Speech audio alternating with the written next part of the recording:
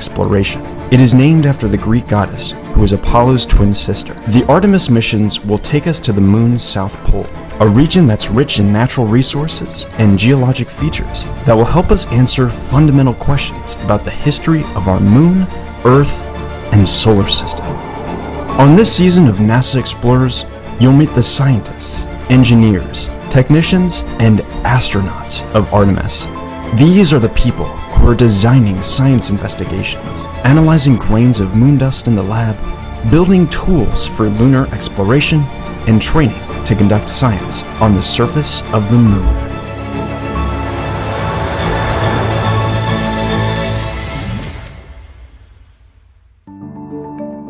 Yes, so my job title is now astronaut, NASA astronaut.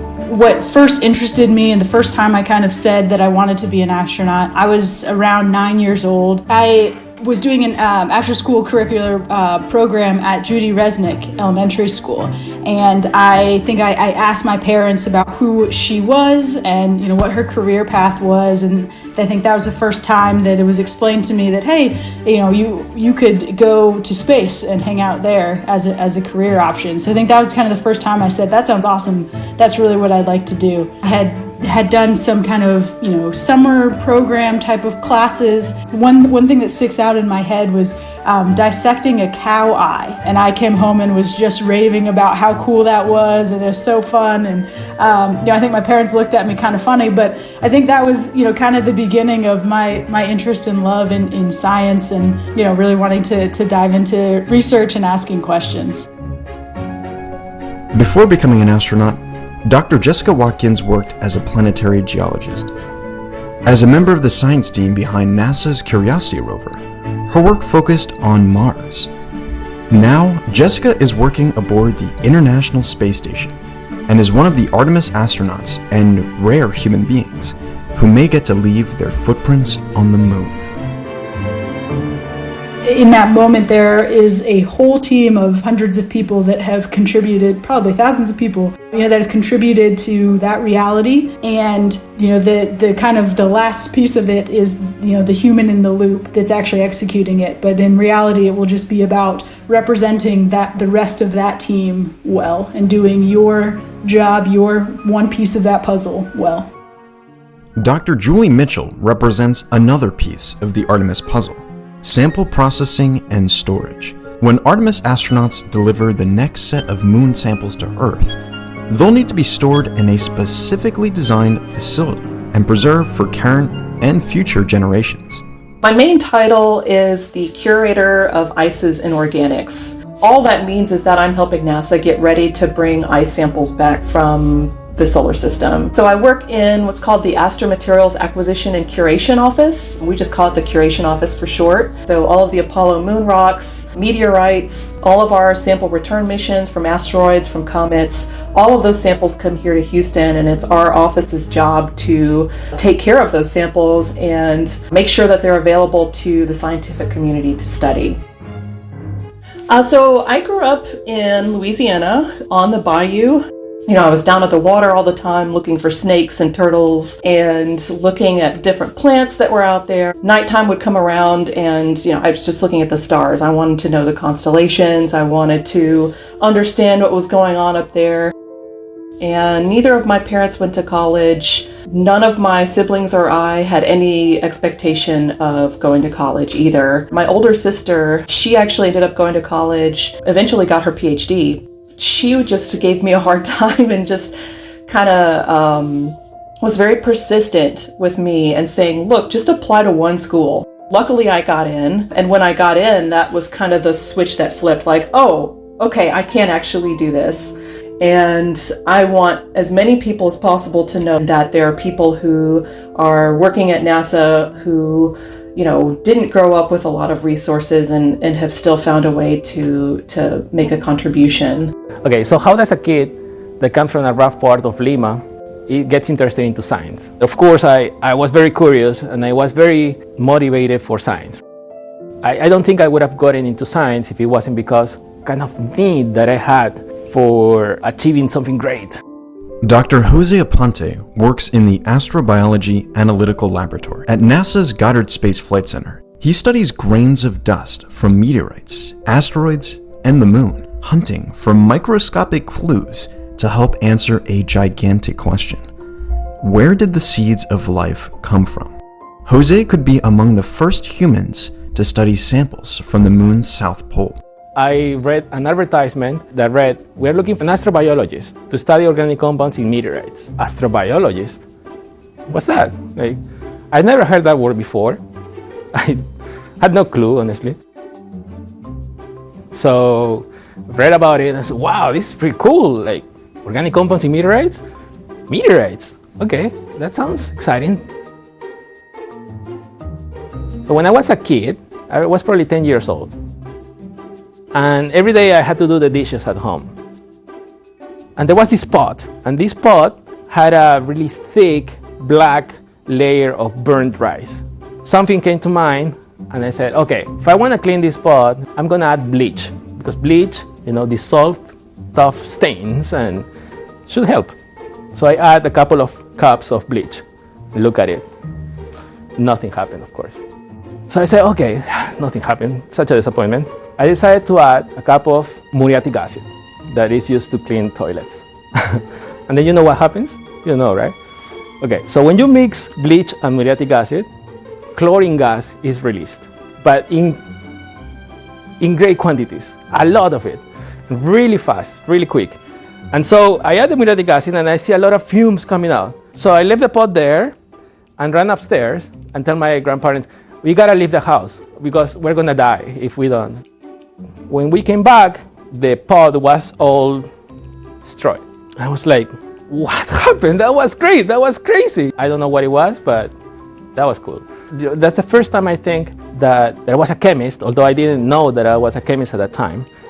I definitely am a person that doesn't give up. I don't take no for an answer. And as soon as I got to school, really I guess the summer after my freshman year, I was applying for anything space related. Unfortunately, I was unsuccessful many times. I counted up and the number that I remember from that exercise was about 30 to 35 different applications over a few year period of just nothing.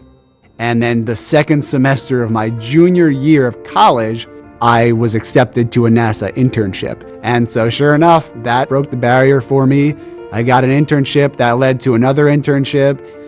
Now I'm here and get to living out my dream. I wear a lot of different hats here at NASA, but my primary role right now is as the Deputy Project Manager for the Artemis geology tools. That means that along with our project manager, I help to lead a team of people who are building moon tools. And so specifically the tools that are going to take samples of the moon and bring them back to Earth so the scientists can study them for generations to come.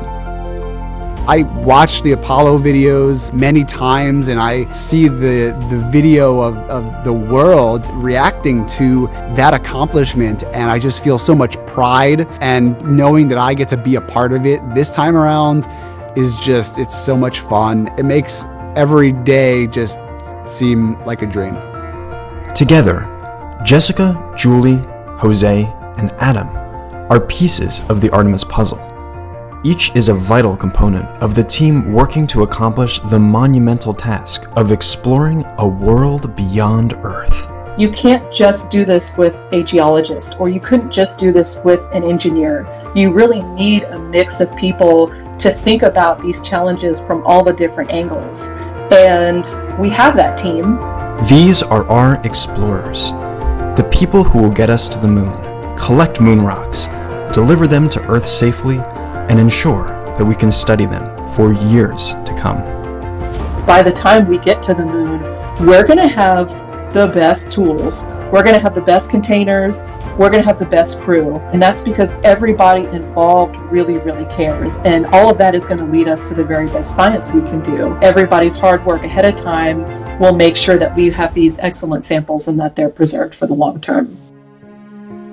Virtually everyone on Earth knows the first words uttered from the surface of the moon. It's one small step for man,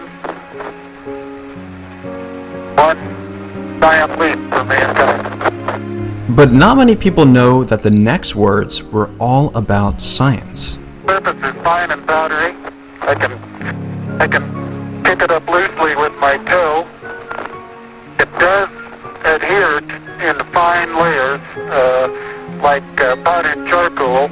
On the next episode of NASA Explores Moon Rocks, what mysteries about the origins of our Earth, Moon, and solar system can we unlock from a rock? So I do remember the first time I held a moon sample. It was in a course at undergraduate level. I remember being in school and a scientist came and gave a talk, and he actually brought a lunar meteorite. And at this point he put what we call a thin section, so we could look down a microscope at them. A thin section is actually a piece of rock that's been sliced, about the same thickness as a piece of hair. You can shine light through it and you can look at all the different minerals that are in the rock. So they're actual meteorites that fall on Earth that are made of pieces of the moon. I remember holding this piece of a lunar meteorite. It was pretty small, and I remember thinking, wow, this is so small. We really need more of this. I remember that was my number one thought, was we need more of this. We need a lot more. I went home and I think I rang every single person I knew. I definitely told my family a million times. I don't think they were sick of me, but like they would definitely go away and tell us something different now. But no, they weren't. They were over the moon as me. Pun intended. Yeah.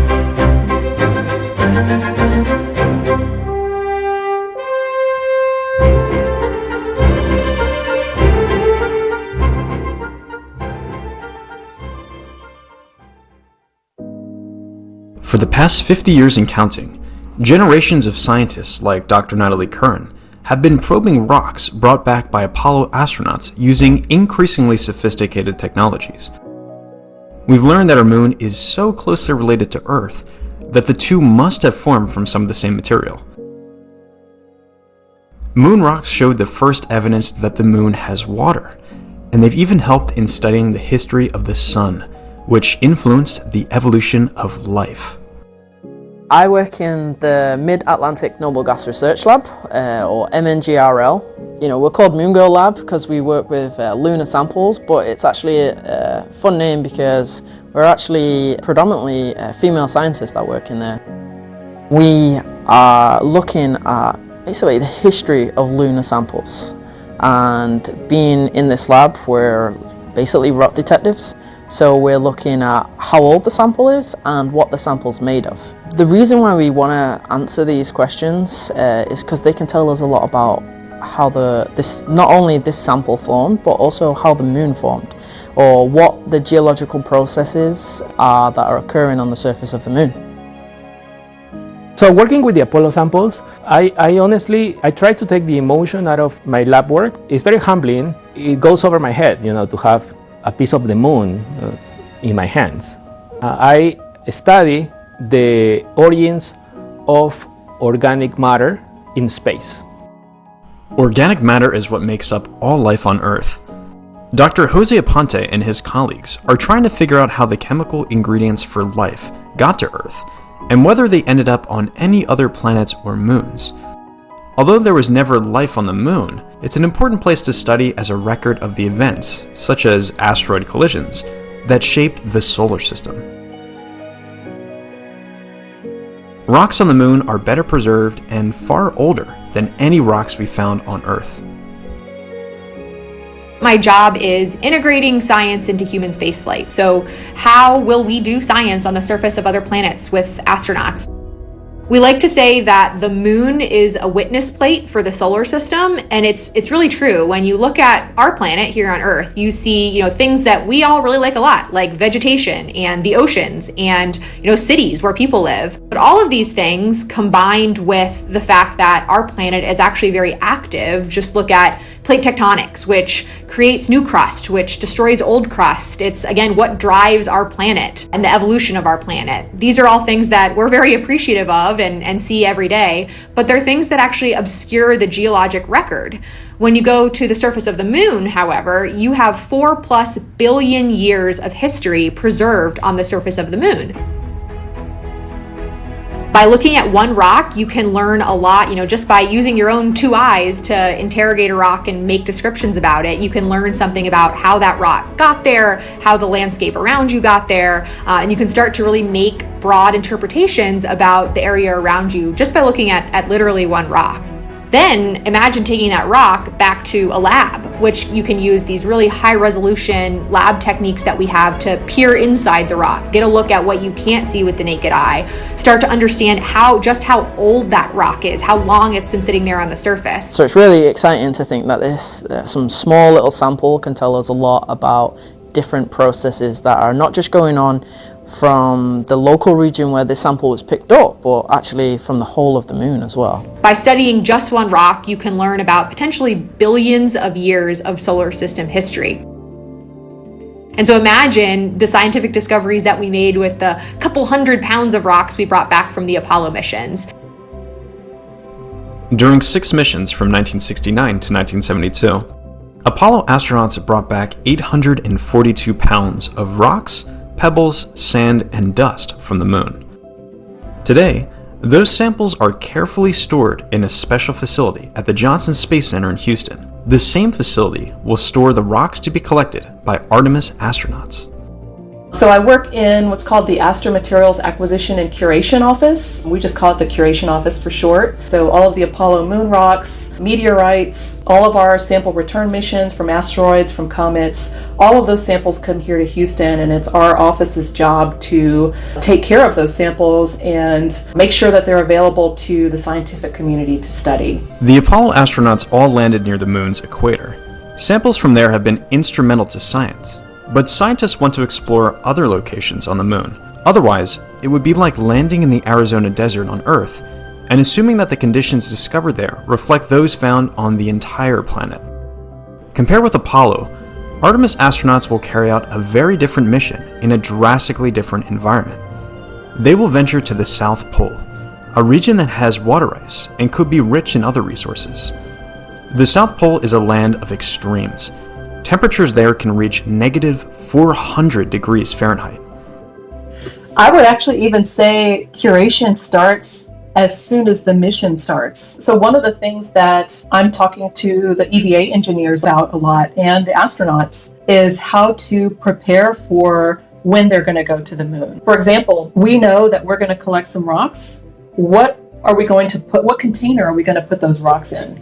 Are we going to put them in a can? Are we going to put them in a bag? And we need to understand that, because for some of these samples, they are very sensitive to whether they're exposed to metal or plastic. And those are design decisions that have to be made years before the mission even flies. They've got to be super strict, the astronauts on the surface. But me, I'd be like, I'd be like a kid in a candy store and just want to, I want to take everything. And, you can only go a certain amount of time. I'd probably run out of oxygen, me. I'd be walking and forget. It's often said that, exploration is part of human nature, and I definitely agree with that. I mean, even as a small kid, going out in my backyard and, picking up dirt and sticking my hands in the creek and understanding what the little animals and plants were all around me was something that, I didn't have taught to me by that age. It's just something that really comes naturally to, I think, most people. And the same is true on a much bigger scale. The desire to explore the solar system and learn more about, what we can look up in the night sky and see is really a fundamental part of human nature. If we want to visit Mars, if we want to explore the solar system, or if we think about going to other planets, we first must learn how to operate on the moon. Getting ready to conduct science on the moon and to identify scientifically interesting surface features takes a lot of practice. On the next NASA Explorers, Space School, how is NASA preparing astronauts to think and act like geologists?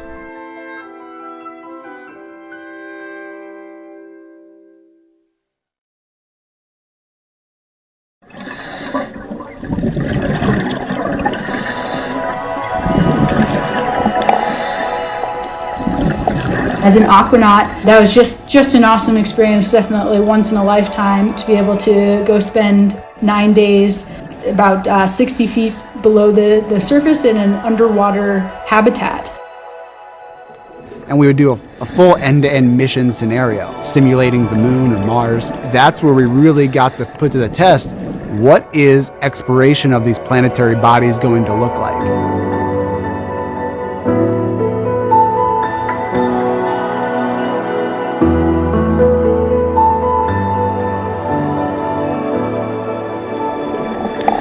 So when we have these, what we call aquanauts, living in this underwater habitat, we can simulate some of the conditions that the astronauts will experience, and we're actually able to have these aquanauts conduct EVAs, or extravehicular activities, simply put, spacewalks, outside of this habitat. So really being able to see that process from multiple different angles, I think will be really beneficial as we start to nail down exactly what that's going to look like for Artemis. Artemis is taking humans for the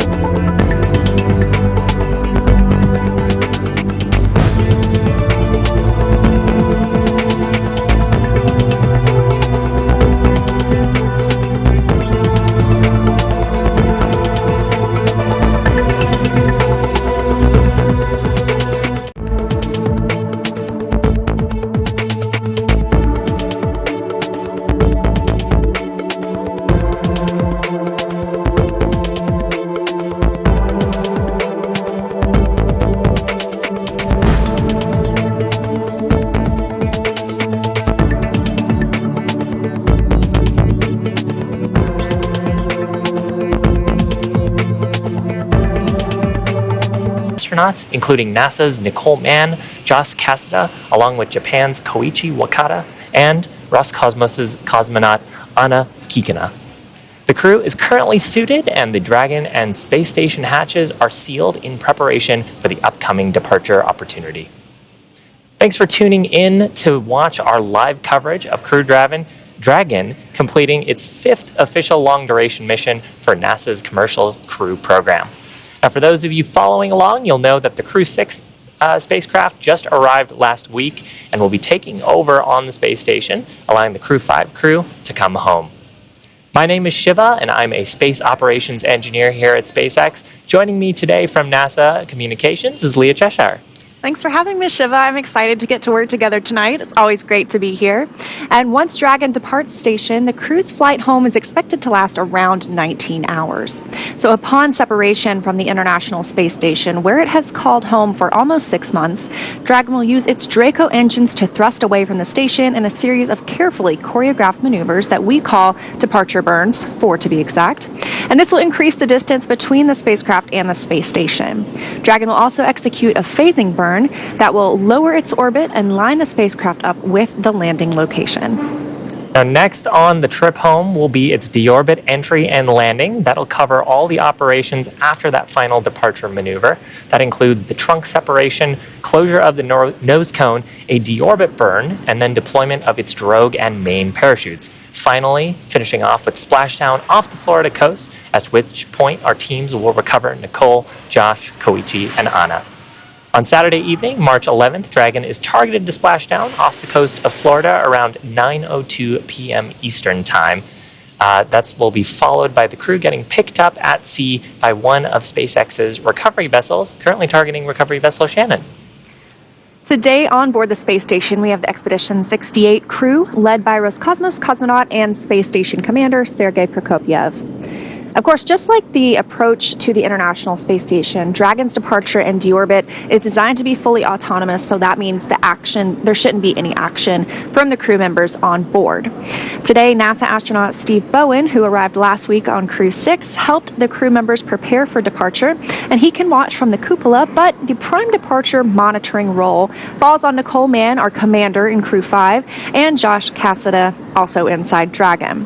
The mission control teams in Houston and here in Hawthorne will back them up. To learn a little bit more about how things are going at Johnson Space Center and hear about how the station crew has been preparing to send Crew 5 home and what we can expect from here until Dragon departs, I'm going to toss it to my friend Dan Hewitt. Hey Leah, and hey Shiva, great to see you guys, great to talk with you, and welcome everybody inside the International Space Station Flight Control Room at the Johnson Space Center in Houston, Texas. It has been an eventful night already as we're getting prepared to have Crew 5 undock from the International Space Station. We did a little bit of a sleep shift, the crew waking up a few hours earlier than normal just to get everything ready to go today. We've been watching the weather very closely. That's always a watch item. We have to have acceptable weather conditions both at our prime site and a backup site, and we were able to get those conditions locked in when we did a final weather briefing just about 2.5 hours ago to get that go for undock. So that was a really big checkpoint to get through. Once we got past that, the crew was woken up and they started stepping through everything to get ready basically to come home today. They've been moving cargo on board Dragon over the last couple of days as they get ready, and then they also started carrying in all of what's called power cargo, so stuff that needs electricity from Dragon systems to keep it cold during that flight home. That's some of the last stuff that we put inside. They did a couple of other checks, make sure the center of gravity was right. They installed a LiO cartridge, getting Dragon's carbon dioxide scrubbing system ready. The crew got suited up. They did 4 leak checks of their suits. Once they were seated inside Dragon, we had 4 good leak checks. And then after the hatches were closed, which that happened a little over an hour ago, we were able to get into what's known as vestibule depress. So we've gone through that. The vestibule, that's that space between station and the Dragon spacecraft itself, that's been brought down to just above vacuum. There's almost no atmosphere left between those 2 hatches. And then after that's completed, we have about a 30-minute timer that goes up just to make sure we don't see any pressure differentials inside that vestibule, making sure that we're not having any leaks from Dragon or the station side. And after we get through that, we can get into the undocking. So that started a little bit behind schedule, so our undocking time moved about 15 minutes to the right, but good news for us, we actually weren't going to be able to have video of Dragon undocking if we were at a normal time. So this is going to work out great for us, and we're going to be able to see Dragon fly away. So all of that has been done so far. We're waiting for that vestibule leak check to be completed. Then we start to take Dragon's power systems to internal power. It's been drawing power from station. We also change all of its data from that hardline connection to station over to all of the wireless communications that it's going to use to talk. And then it's time for undock. And so we'll send an undocking command that's targeted to go about 15 minutes after the hour right now, and that kicks off a 5-minute sequence where the umbilicals will retract, the hooks will start to open, and 5 minutes later those thrusters fire and Dragon will separate and start the flight home. So all of that's coming up. We're just waiting to get through this final leak check. They'll do the final go-no-goes with the team here in Houston and the team out there in Hawthorne and get Dragon ready to start making its trip home. So we're going to keep following along from here. Looking forward to Crew 5 coming home and splashing down off the coast of Florida, off of Tampa tomorrow night. But for now, I'll send it back over to Leah and Shiva out at Hawthorne. Thanks a bunch, Dan. That was a really great overview of the undocking sequence. As Dan had mentioned, separation is set for approximately 11:20 p.m. Pacific time, but the actual undock sequence command will end up will be sent around 11:15 p.m. And there's a couple of checks that Dragon goes through. There's hooks that need to be opened, umbilicals that need to be retracted. Those umbilicals provided power to and actually communications to the Dragon spacecraft while it was attached to the station. But of course, when we're leaving, we need to put those things back in the undock configuration. So all that takes about 5 minutes. Actually, I really love this view that we have inside the capsule. You can see our commander and pilot, and actually in the back corner on the wall, you can see 2 of their mission patches from the Crew 3 and the Crew 5 missions. Yes, this is not the first flight for this spacecraft. This Dragon vehicle is named Endurance. It's a tradition for the crew members, the first crew that gets to fly on a new spacecraft, to get to name that spacecraft. So Crew 3 chose the name Endurance for this one. Of course, that sticks even when you get a new crew on it. Crew 5 is who you see today in the very foreground of the image. That is Nicole Mann. She is the commander for Crew 5, and she is the first Native American woman to live on the space station. So pretty cool right here on the heels of International Women's Day. Yeah, and in sort of the background there, but of course not a background member, is our pilot, Josh Cassada. I believe he is a UC Berkeley alum, is that right? Or am I getting that wrong? Potentially. I'm not 100% sure. Any case, he is the pilot on the mission. Now, the pilot and the commander both have displays in front of them. They have the ability to send commands to the Dragon spacecraft, and actually, if they needed to, they could pilot the spacecraft, although, fingers crossed that we won't need that today. And they're also wearing their suits right now. We've just gone back to a view on the outside of the capsule. But we heard Dan talking about the suit leak checks that they do earlier on the suits, and the suits are really a safety system for the crew. Yeah, absolutely. So the suits are custom fitted for each of the crew members. They look pretty comfortable.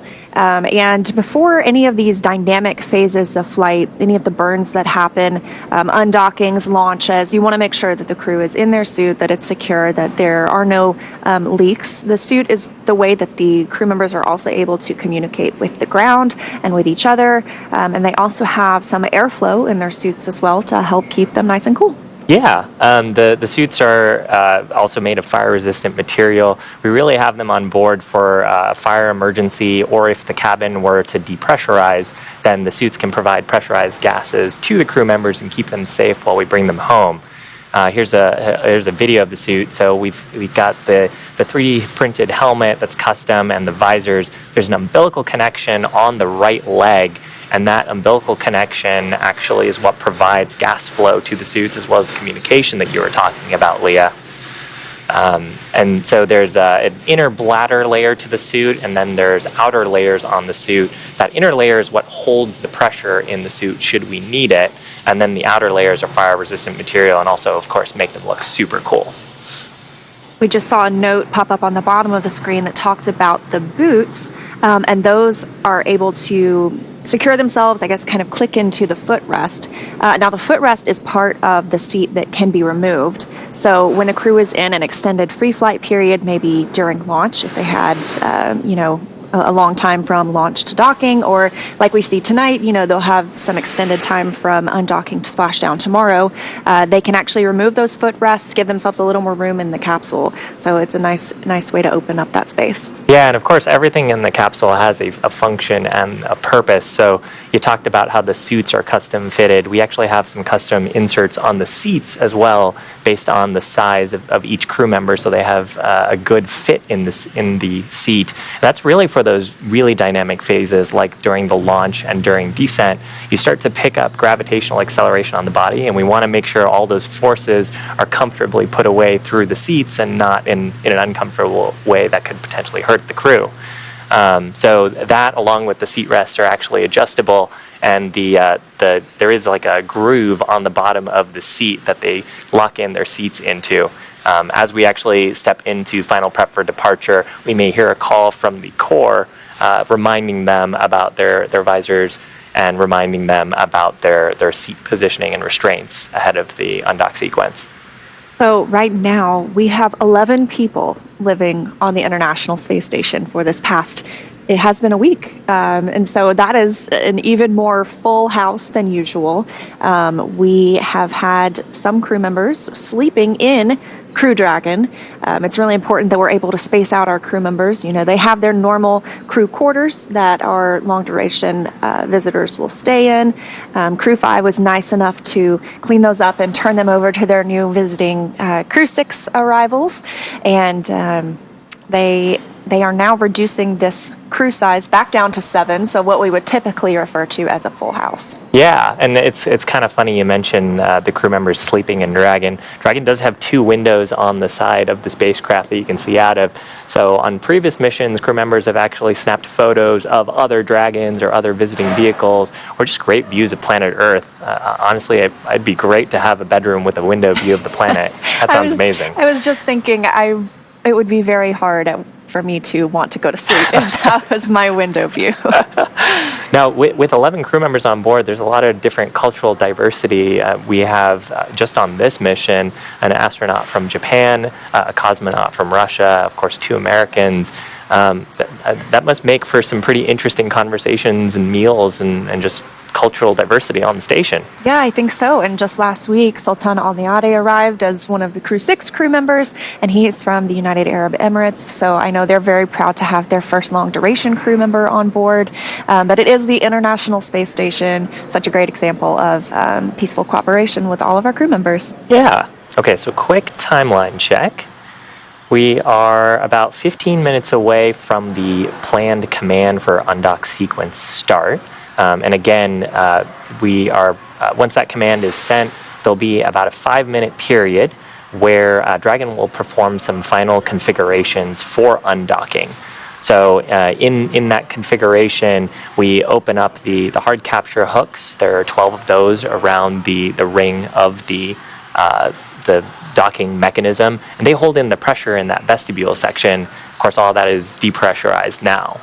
Yeah, so you mentioned there are 12 hooks. Those are released in 2 sets of 6. When Dragon arrives, they are also initiated in those 2 sets of 6. So we'll be watching once that command is sent. It's also very interesting. Dragon will conduct very short burns to help it depart from the International Space Station instead of the springs like we might see on a Russian Soyuz. Yeah. Now, at the moment, Dragon is in this final configuration before undocking.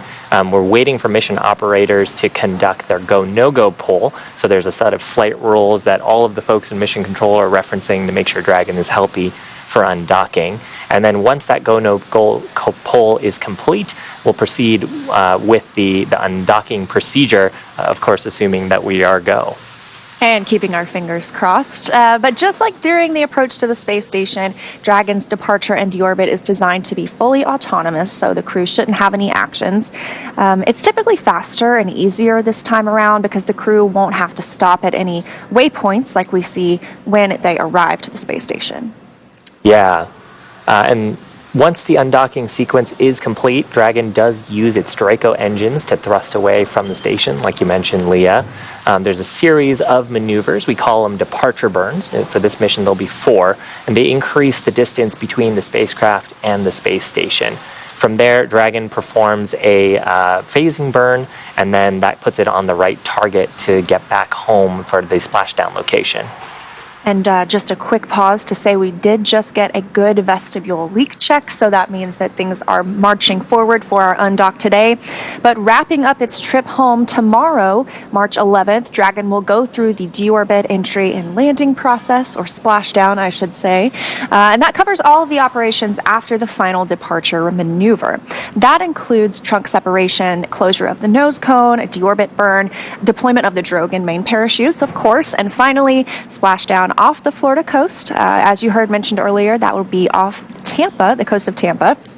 At which point, teams will recover the Crew 5 astronauts inside Crew Dragon from the water. Now we're looking at a view of Mission Control. So that's Mission Control in Hawthorne, California.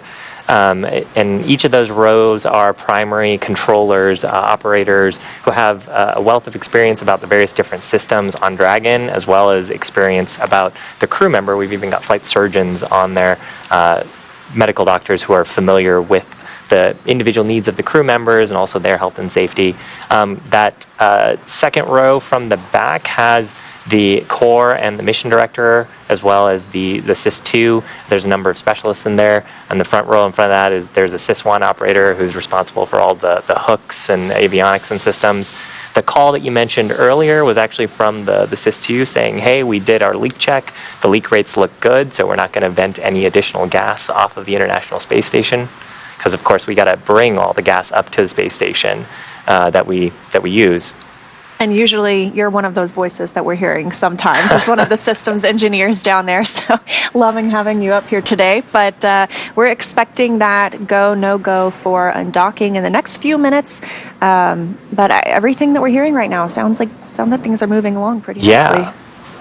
And again, we are expecting the undock command to be... Station Houston on Space Ground 2 for exercise.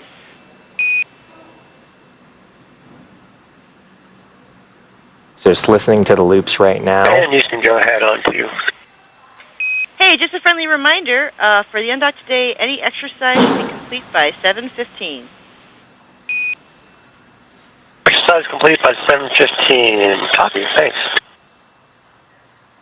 So that was the voice of our Capcom, or capsule communicator in Mission Control Houston, speaking with the crew members on the space station. It is Saturday for them, so they are off schedule a little bit today. Station and Dragon, SpaceX on the Big Loop, vestibule leak check nominal.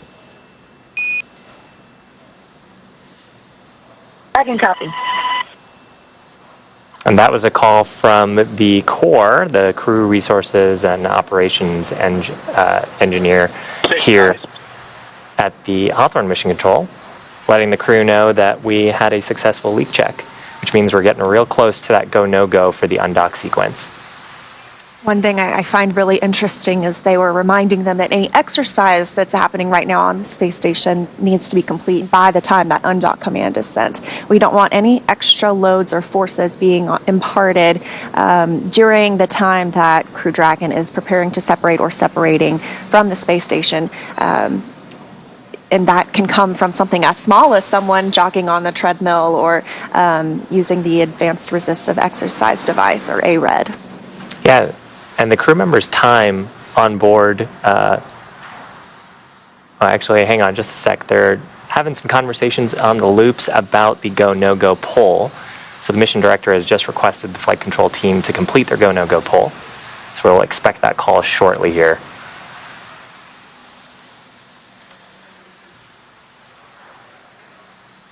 But we were talking a little bit about the exercise on station. The crew members' time on space station is pretty heavily scripted. And I also understand that both for health reasons and also just for their emotional well-being, they really value that exercise time. Yeah, and they have different exercises that they can complete. Like I mentioned earlier, they do have a treadmill. Things are modified a little bit differently on the space station. You do have to buckle in so that when you run, you don't, run off the treadmill every time. But they exercise approximately 2 hours a day so that they can maintain their muscle mass and their bone density. Because if you're not using those things in space for a period of 6 months, you can come home and not be as good of shape as when you left. So they usually come back pretty healthy and strong thanks to all those studies and their exercise. Yeah, and actually the transition from microgravity to gravity does cause the fluids in your body to shift a little bit. It also, your heart actually pumps blood a little bit differently because the feedback receptors for your blood pressure expect there to be gravity on your body. So the crew on Crew 5 before splashdown will actually take a few actions to load up on some fluids and wear some special garments to kind of help with that fluid shift and help with adjusting back from microgravity to a gravity environment. Yeah, it's very interesting. A lot of that fluid shifts to your head from your legs, from what I understand. And we had Rajachari on the Crew 6 launch broadcast last week who mentioned that even astronauts who don't typically wear glasses are prescribed glasses when they go to space because that fluid, from what they believe and understand, can put pressure on your eyeballs and change your vision while in space. Yeah, my favorite fun fact about that is it also changes your sense of taste. Yes. So you hear a lot of astronauts saying that they really love hot sauce and spicy food. Yes, I've so if heard you're that too. ever sending a package to space, send some hot sauce. This is a live view from inside Dragon Endurance. You've got Nicole Mann, your commander of Crew 5, on the left, and Josh Cassida, pilot, on the right. You can see they are monitoring the crew displays in front of them. Again, a fully autonomous flight is what we anticipate, but that is where they would be able to take over and take control of the spacecraft if need be. However, things looking good for that undock command to be sent approximately 7 minutes from now. This is a really great view of the crew displays. So there are 3 displays in the Dragon spacecraft. On the left-hand side of the screen, you can actually see the forward view. So they're looking at an imager that's looking at the docking port. And sort of in the upper right corner, they can actually see a representation of which thrusters are firing on the vehicle. In the middle, they've got a set of their procedures. So in this case, it's what we refer to as event details, but it's really the list of events that'll happen as the vehicle transitions through all these states. And then they've got a map of where they are on the world, which also gives them some indication of when burns are upcoming. And then on the right side, it looks like Josh has got a status page up of the vehicle. You can sort of see there's a bar there on the left. If we were to get any alerts or cautions on board the vehicle, he'd be able to quickly move from that page and address and triage those alerts and see if they have any impact or crew actions associated with them. And speaking of that map of the world, currently the International Space Station is flying 270 statute miles just south of Australia. And again, tomorrow we're expecting that splashdown to come just off the coast of Tampa, Florida. And you can see their visors are also still up, so I anticipate that they'll get the call to lower those visors here shortly as we are awaiting that undock command. Yeah, the visors are one of the components that the crew can open or close without having an impact on the leak checks that they performed earlier. We asked that they keep all of their gloves and zippers. Endurance, SpaceX on the Big Loop. Final reconfigurations for undock complete and nominal. Houston and Hawthorne teams have pulled go for the undock sequence start at 07:15 and separation at 07:20. When ready, confirm visors down and crew are ready for undock and departure. Dragon copies. Crew, all visors are down. We are ready for undock and departure. We copy.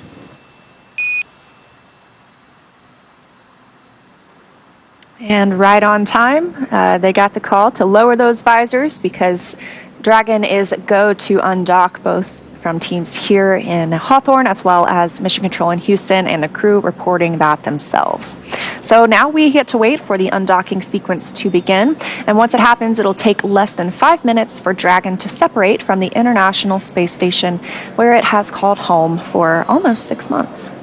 Yeah, and the first step in that automatic undocking sequence is for the umbilicals to retract. We've got 2 umbilicals on the Dragon spacecraft that connect Dragon to the space station, and they provide power from the space station's power system, those big solar arrays, as well as telemetry and a command path between the vehicles while Dragon is docked.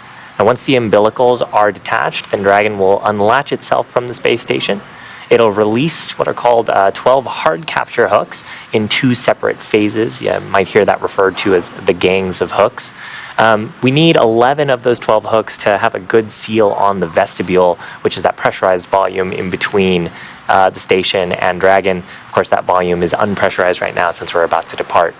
Now, all of that takes about 4.5 minutes, and then Dragon will be ready to depart from station and will begin moving itself away using a firing of its Draco thrusters. And like I mentioned earlier, the initial departure for Dragon from the space station looks different than Soyuz, because Soyuz relies on springs to push it away from a docking port, whereas we'll see those 2 short thruster firings to undock. Those are using a combination of the 12 Draco engines around the base of the capsule. The first breaks any stiction between Dragon and the docking port, and the second will slowly back the spacecraft away. So we are expecting the call for the undocking sequence to begin right around 11:15 p.m. Pacific time. So in the next few minutes, we should get that call, but everything checking out so far. We've got all of our crew members suited up in their seats, just monitoring the ride home. Yeah, so those thruster firings are actually pretty helpful as well because they give us a little mini checkout of the propulsion system before we start using it for some of those bigger burns. We actually did do a propulsion system checkout ahead of the undocking sequence. So we've talked a little bit about the leak checks that happened, and we've talked about the vestibule depressurization. But actually, over the last few days, there have been a number of checkouts performed to make sure that the comm systems, the propulsion systems, the suits, everything in the vehicle is healthy in the correct configuration for undock. So this is kind of that one extra free check we get with the Draco firings, and it means one less mechanism on the vehicle. Got about 2 minutes until that undocking command is sent and that sequence begins, those hooks releasing. Now, as we mentioned, this is coming about 15 minutes behind when we initially thought we would undock. We've got a series of checks that we go through that both teams on the ground and the crew, obviously on the International Space Station, both in Dragon and on the station side, need to make sure everything's checked out before departure. But we have a window for these undockings that will still allow the crew members to splash down at the same time tomorrow. So it's a little bit different. Actually, it's quite a lot different from those instantaneous launch windows that we have. Whereas if you do not launch on that exact second, your trajectory is not lined up to meet with the International Space Station. So you get a little more grace when it comes to an undocking. Yeah, and a lot of that has to do with the orbital mechanics. When you're higher up in orbit, you actually need less thrust to make a bigger change in your orbit. There are some Newtonian equations you could go work on to figure out why. I'm not going to try to explain it all right now because I probably wouldn't do a very good job of it. But it is a function of the orbital mechanics, and because of that, while we do try to leave on time, it's more important that we review the data and understand that the vehicle is in a healthy state. And Dragon can actually make up a little bit of a delay, or even if we were to depart a little bit early on the undock sequence. There's a set of onboard flight computers. Endurance and Station SpaceX on the Big Loop undock sequence commanded. Dragon copy. So call from the core there that the undock sequence has started. We also heard a call on the loops that the umbilicals have begun to retract. So with Dragon getting ready for the undock sequence, I think it'd probably be a good time to check in with Dan at Mission Control at Johnson. Dan? Hey, thanks, Shiva. Yeah, we can see the umbilicals retracting. They're just about completed. Umbilical demate complete and nominal.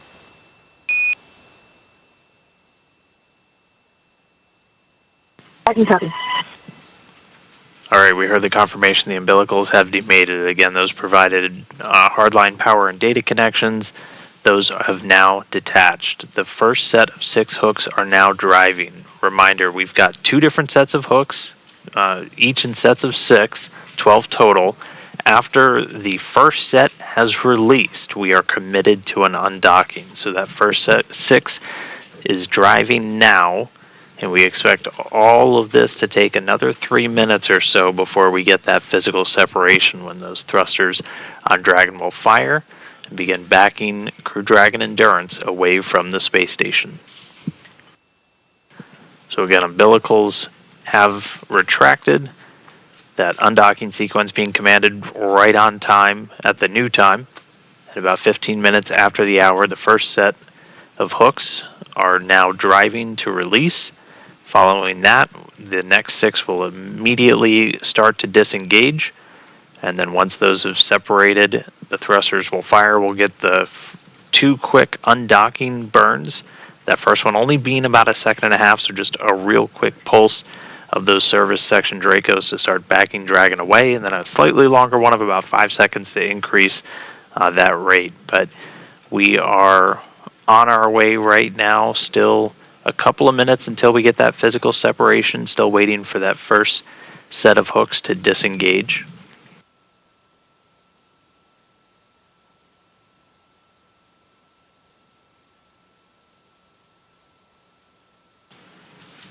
But again, a lot already done to get here. The station itself still in the attitude control over on the US segment. We've done something called inhibiting DSAT, so essentially no thrusters on the station are able to fire right now.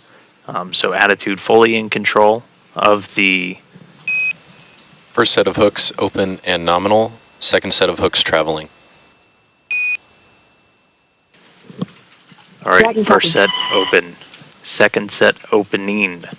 We are now committed to an undock, so this next set of 6 are going to open. We should have them open within the next 2 minutes, and then we'll get physical separation, and we'll call you an undocking time.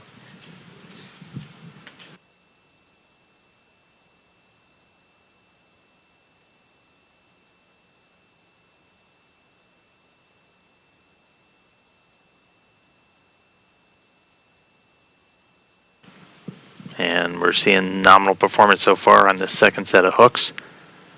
Standing by should be within about a minute or so until this second set opens. That'll be all 12 opened, and there will be no physical mechanism still in place holding Dragon to the international docking adapter. We're looking at it attached to the forward port on the station to that docking adapter. As soon as this next set opens within the next minute, Dragon's going to fire a real quick burst, again about 1.5 seconds to start backing away, and that'll be our physical separation, and that'll be our time of undocking.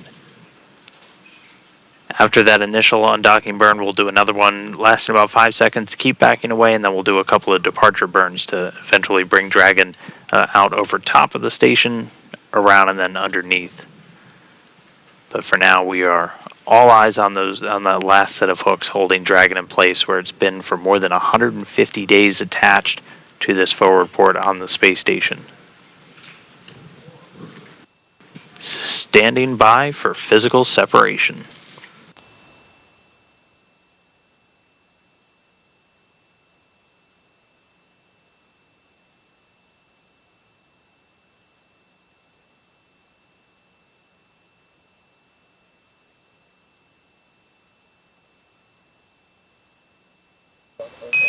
All hooks open.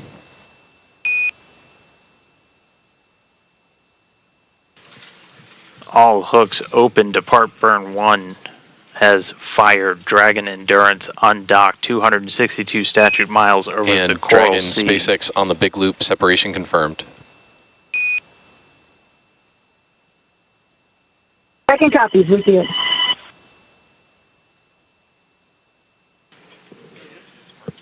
So a successful separation. Again, Dragon undocking at 1:20 a.m. Central Time, 2:20 a.m. Eastern Time, with Dragon and station flying 262 statute miles over the Coral Sea off the northeastern coast of Australia. So with that, Dragon now stepping into Depart burn 0 nominal. Dragon copy.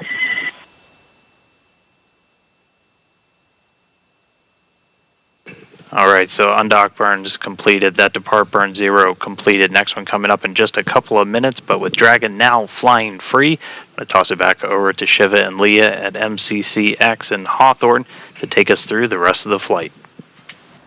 Thanks a bunch, Dan. So we had some great shots there of the first depart burn. We're coming up on depart burn. So that was the depart burn 0. Now we're coming up on depart burn number 1. Now this will be a short firing of the Dragon's Draco thrusters. The burn just lasting about 16 seconds.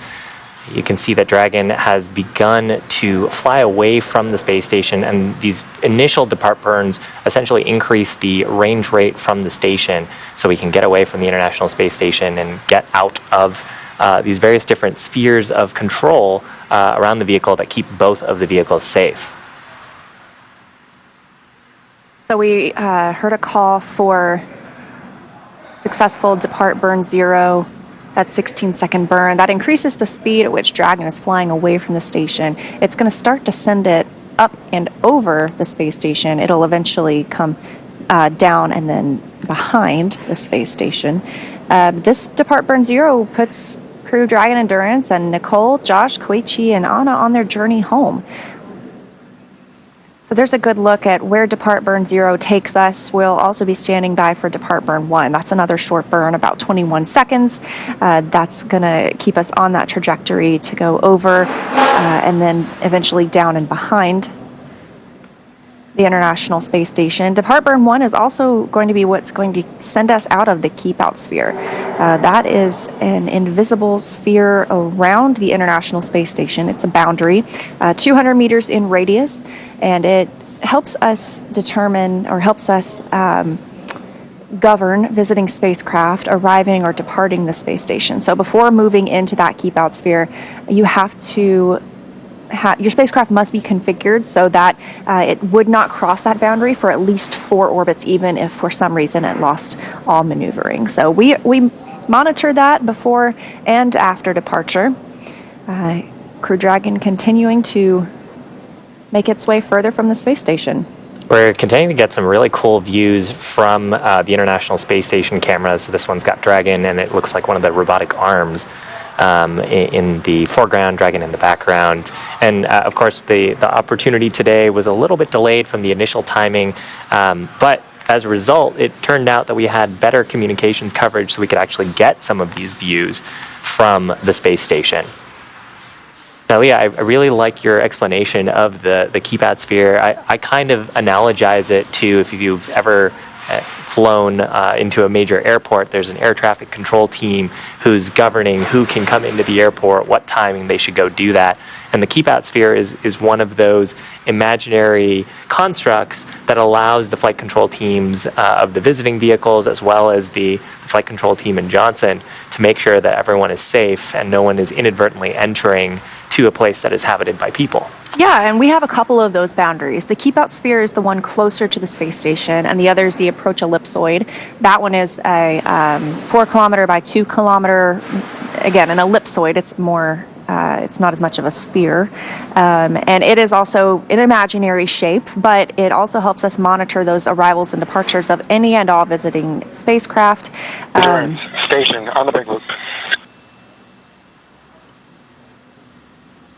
Right station. Duke and Crew 5, magnificent sunset departure. You guys look great. Great job up here. We're going to miss you. Godspeed. Awesome. Thank you, Frank, and the rest of the crew. We'll be following along.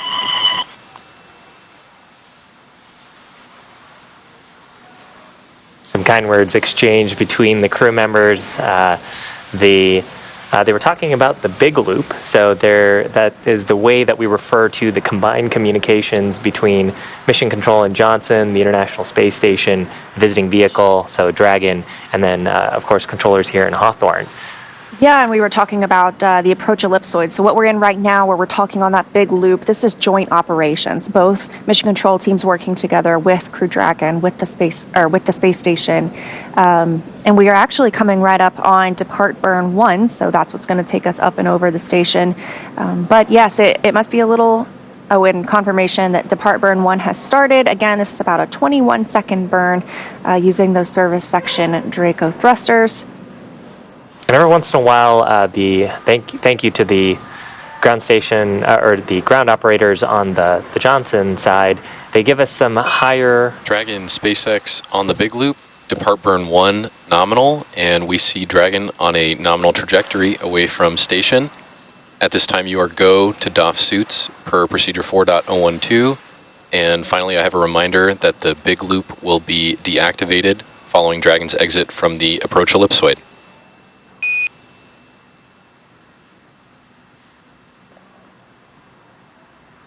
Dragon copies, and to the teams at NASA and SpaceX, thank you for an incredible expedition. It has been your tireless efforts and attention to detail that have helped make this mission successful. I can't tell you how great it feels to be part of such an incredible team. And to the crew on board the International Space Station, you've got it. Make us proud. We'll be following along your mission. And to our friends and family, thank you for following along and being a part of our mission.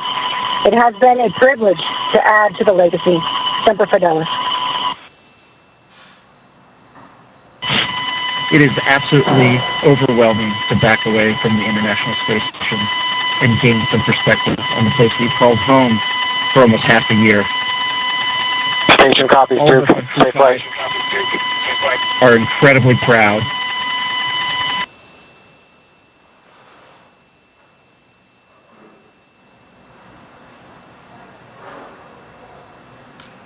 So a few things. It's absolutely overwhelming to be backing away from the International Space Station and gain some perspective on the place we've called home for almost half a year. All of us on Crew 5 are incredibly proud of the work we've accomplished while we were there. And to everyone who had a role in Expedition 68, whether direct or indirect, you should feel the exact same way. We thank you, and we're excited to get back to that beautiful planet of ours and those wonderful people who live on it. Thank you. That was a beautiful view of the space station as we all the mission control centers all over the world. Thank you very much for your support. It's a privilege and a pleasure to work with all of you at the mission control centers. And Expedition 68 crew, Sergey, Dmitry, Frank, Steve, Woody, Sultan, and Andre. Bon voyage, and we'll be following along. Thank you. Arigatou gozaimashita. Spasibo большое.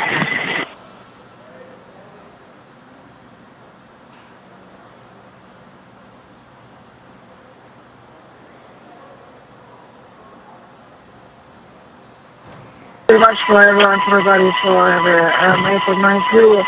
I'm really happy to have that film and visible and unforgettable in my life. It's really cool. Thank you very much for everybody.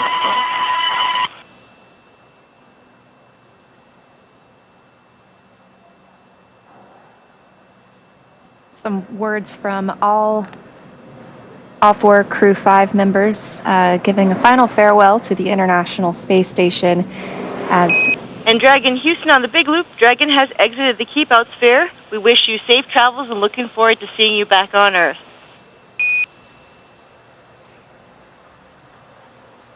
Copy, Houston. So we just heard from the Capcom, the capsule communicator in Houston, that Crew Dragon has exited the Keep Out sphere. That was the imaginary boundary we were talking about just moments ago. 200 meters in radius around the station. One of those safety zones while we are in joint operations that help us monitor any spacecraft arriving or departing. So before moving into the Keep Out sphere, again, that the rule essentially is the spacecraft, if it for some reason lost maneuvering capability, it would not cross into that border for at least 4 orbits.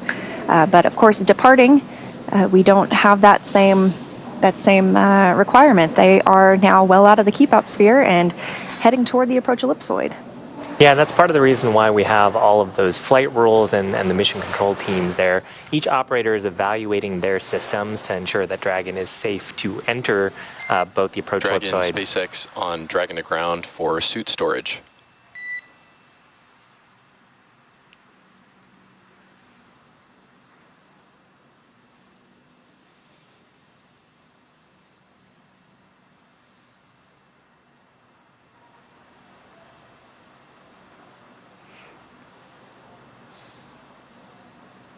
Go ahead, Jake. Hey Josh, I've just got a reminder here 6 months later to store suits with helmet visors closed. How copy?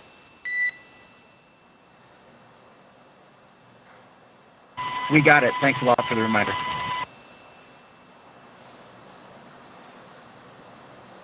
Some friendly words from your friendly neighborhood core. Of course, the crew have been on the space station for about 6 months.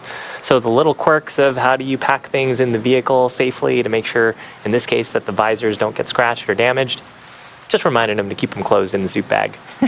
They do actually get some training on the space station to kind of remind them about some quirks about the vehicle, actions that they need to take during the undock sequence and the departure sequence. So Josh acknowledging that. Everybody needs a refresher every now and then. And again, we are outside of the keep-out sphere. We are standing by for approach ellipsoid exit. That's a 4 kilometer by 2 kilometer invisible boundary again. And once we are out of the approach ellipsoid, that ends joint operations. So the International Space Station mission control team will go back into their nominal configuration where they are just monitoring the space station. And the team here in Hawthorne will continue monitoring the return flight of Dragon Endurance. Yeah, and one of the key differences with the approach ellipsoid is that vehicles outside of it have to be on what's called a 24-hour free drift safe trajectory.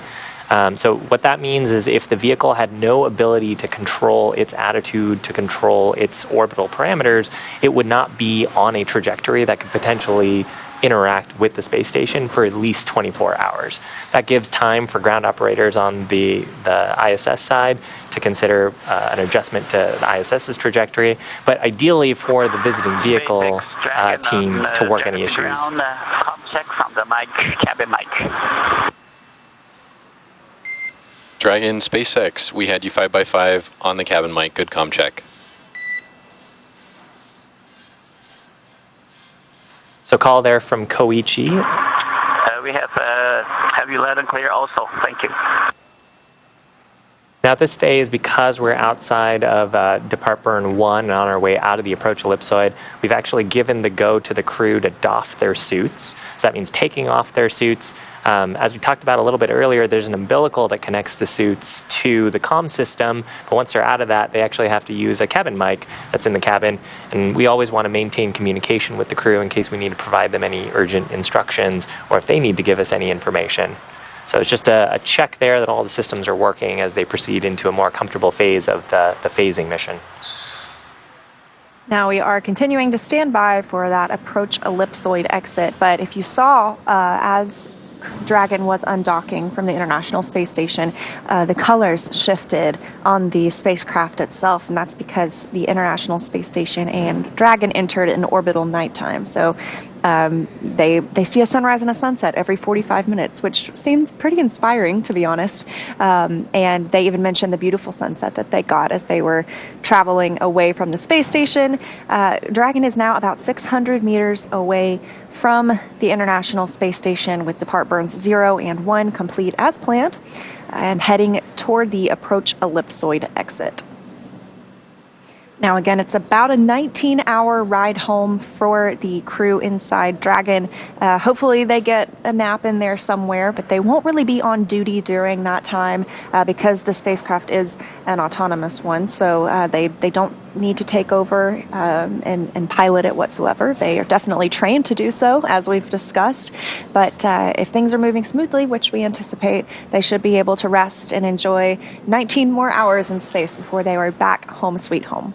There might be a little bit of a nice change of pace to have some off-duty time. I think I heard Dan mention earlier that the crew did have to sleep shift a little bit for this particular undock dock opportunity. We even caught a few views of them sort of resting up while they were in the vehicle waiting for the undock sequence.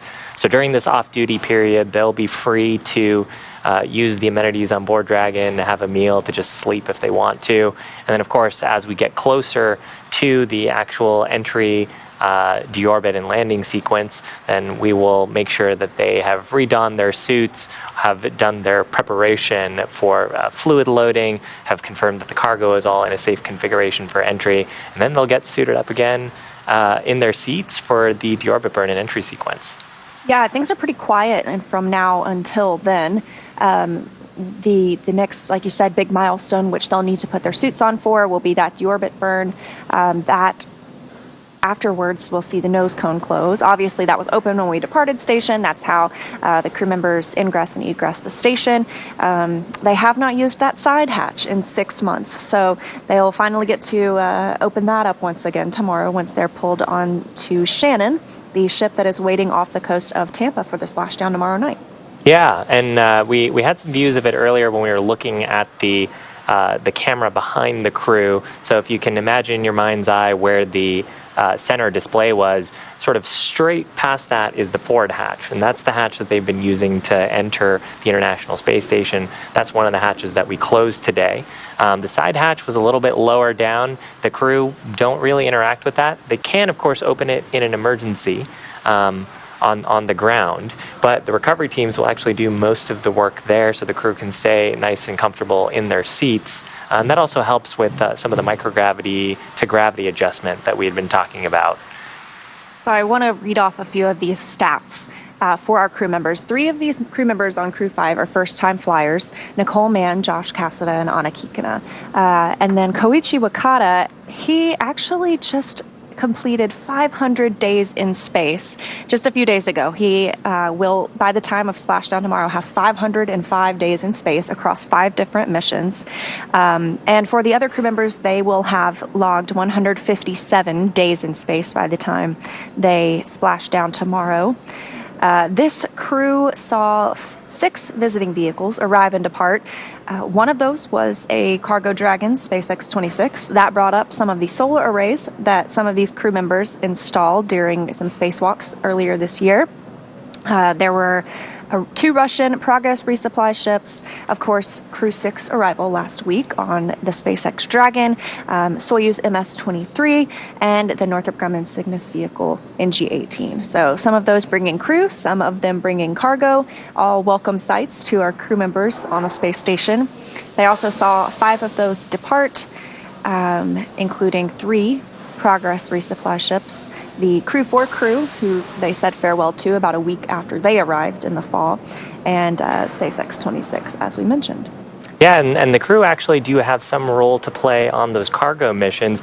They, of course, pack and unpack the cargo that's in the Cargo Dragon vehicle. So Cargo Dragon being very similar to the Crew Dragon vehicle, but it doesn't have all the same life support systems, it doesn't have the displays, the seats, because the primary thing we're taking up is science and cargo for the International Space Station. The crew actually play a more hands-on role during the approach process, too. They've got procedures where they monitor the approach. Sort of if the ISS is pretty high up, and so it takes some time for communications and commands that we send from the ground to reach the vehicle. But the crew can actually send direct commands to the vehicle during the approach sequence if they needed to. So those crew were busy during that approach opportunity and the undocking as well. Oh, and of course, the unloading and the reloading and all of the science experiments that they brought with them. So we're coming up on about 1,000 meters away from the International Space Station. It was just a few minutes ago that we saw Dragon undock right on time, around 11:20 p.m. Pacific time. We are still waiting for it to exit the approach ellipsoid. Those 2 depart burns, 0 and 1, they are on the order of 16 and 21 seconds. So they really get the spacecraft moving, though, and we anticipate that call to the crew to come just about any moment now that we are outside the approach ellipsoid. I actually just heard some calls on the loops here that we're out of the approach ellipsoid, so we'll probably hear a similar call from and station the core. SpaceX there it is. On the big loop. The vehicle has exited the approach ellipsoid and is on a 24-hour safe free drift trajectory. To the Dragon crew, configure comm for Dragon to ground.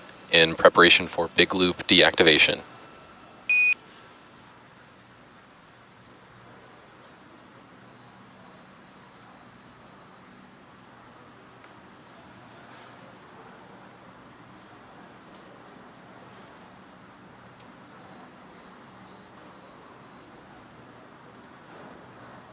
Dragon copies. So the core, Jake, who we can see in the little window there. Copy. Safe travels, Endurance. Indicating to the crew that we've exited the approach ellipsoid. Again, that's that 4 kilometer by 2 kilometer by 2 kilometer ellipse. Sort of the long end is along the direction that the International Space Station is traveling around the Earth. We call that the forward direction. Core indicating that we're outside of the approach ellipsoid. Because we're outside of the approach ellipsoid and outside of join ops, we're actually going to be deactivating that big loop. So this is probably the last time that the crew are going to be talking to the International Space Station crew on this particular mission. I'm sure they'll talk to them when they get back home to planet Earth in about 19 hours from now. Yeah, absolutely. So since it has exited the approach ellipsoid, like you mentioned, those joint operations are over. Crew Dragon is going to move into it's the rest period for the crew, essentially, like we talked about. They have doffed their suits. They're able to store those suits. They will, like you said, get the chance to sleep. And we are still targeting splashdown tomorrow at 8:02 p.m. Central, 9:02 p.m. Eastern Time. And that, I think, about wraps us up. Yeah, they do have a couple more departure burns, and they'll have some return burns that adjust their phasing. But now that the NASA astronauts Nicole Mann, Josh Cassada, JAXA astronaut Koichi Wakata, and Roscosmos cosmonaut Anna Kikina have departed the space station, it'll take them about 19 hours to make their way back to planet Earth. They're in the middle of doffing their spacesuits. We actually have them dry the spacesuits, clean it out a little bit in case they got a little bit sweaty or anything inside while they were wearing them. The splashdown opportunity is targeted off the west coast of Florida near Tampa around 6:02 p.m. Pacific time tomorrow, or 9:02 p.m. Eastern time. And that'll be followed by one of our SpaceX recovery vessels approaching the vehicle, doing some safety checks, and then we'll recover them on board and then bring them out of the capsule so they can start their ride back home. Now, as they rest up on the Dragon spacecraft, our teams on the ground are going to continue to keep an eye on the weather around the splashdown opportunity to make sure that it is safe for that deorbit sequence and then eventually splashdown. And right now, the weather is looking fantastic out there. And at 9:02 p.m. I'm thinking 6:02 p.m. here. I thought we might be able to see it, but maybe a little dark over in Florida. So even though we're wrapping up coverage here in Hawthorne, the NASA team in Houston is still going to be monitoring the next phases of the Crew 5 mission. So our friends at JSC will provide continuous live audio-only coverage during Crew 5's journey home until we rejoin approximately an hour prior to splashdown tomorrow. And you can find that audio-only link by visiting nasa.gov/live and clicking the Mission Audio link, or you can search YouTube for NASA Mission Audio Live feed. Now, we will rejoin for live video coverage starting about an hour prior to splashdown. As always, you can find mission updates on Twitter at NASA and at SpaceX, and of course at nasa.gov. We want to thank you for watching, and we're going to see you real soon for splashdown.